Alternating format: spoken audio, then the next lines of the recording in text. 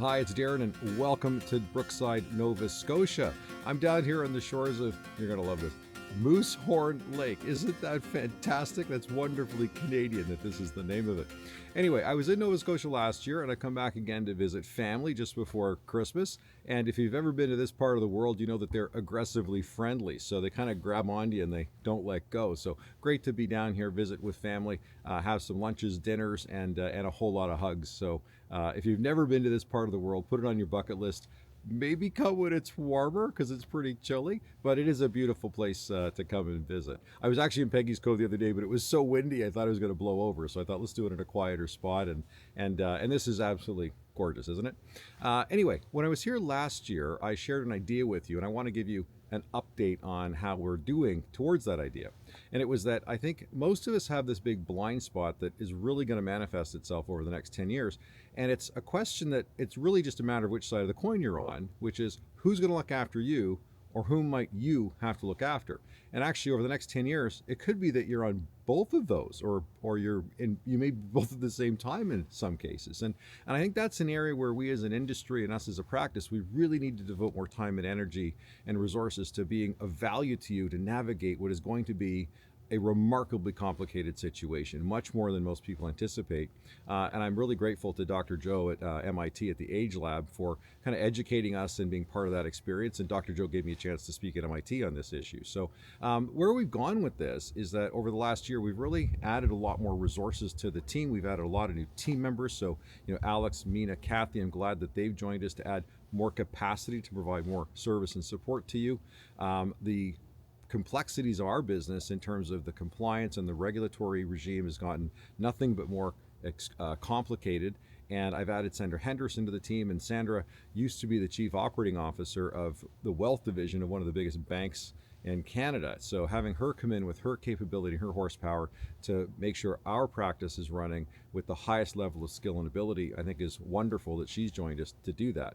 And most recently, we've added Tanya Slade to the team, and Tanya was the head of wealth planning, also for one of the banks, where all the financial planners in the bank in both Canada and the US, she looked after everybody. So when she joined the team, I asked her to not just look at this as a blank sheet of paper, but a canvas upon which to draw her masterpiece.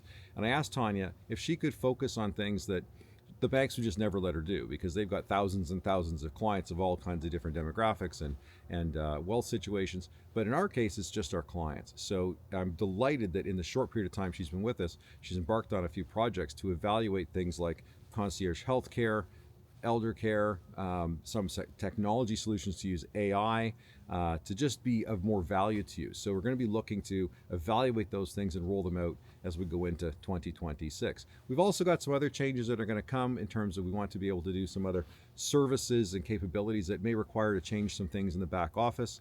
And I'm going to remind you as we go through those about our name, which is Portage, which is about carrying your canoe. Pretty good analogy for where I am, right?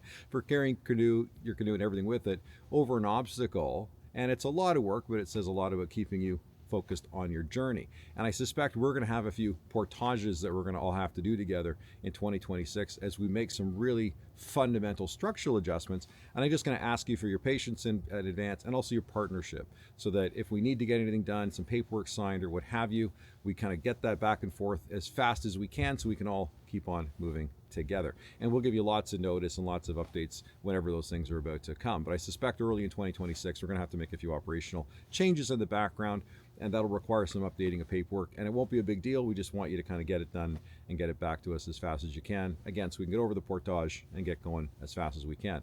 Because some of the things we're working on, I think, are going to be really, really important, not just in the next year, but trying to set us up to be of value to you as we move forward. Because again, things like technology are moving so rapidly. We're evaluating things that frankly no one else has really seen before, or be able to put some of these new ideas together, because AI and some of these other vendors are creating some things that are unbelievably powerful. We need time to evaluate them, time to make sure to use them correctly, but I think they're going to make a huge difference to our ability to support you and to be of value and service to you. Okay, so that's it for the team. Everyone had a great year, and some people are taking some holidays. The HR department says that I have to let them do that. I think it's ridiculous, but good for them. Anyway, with that, I'm shivering. It's very cold out here. I want to wish you and your family a happy holiday and a wonderful, safe, and very successful 2026. Talk to you soon. Thank you.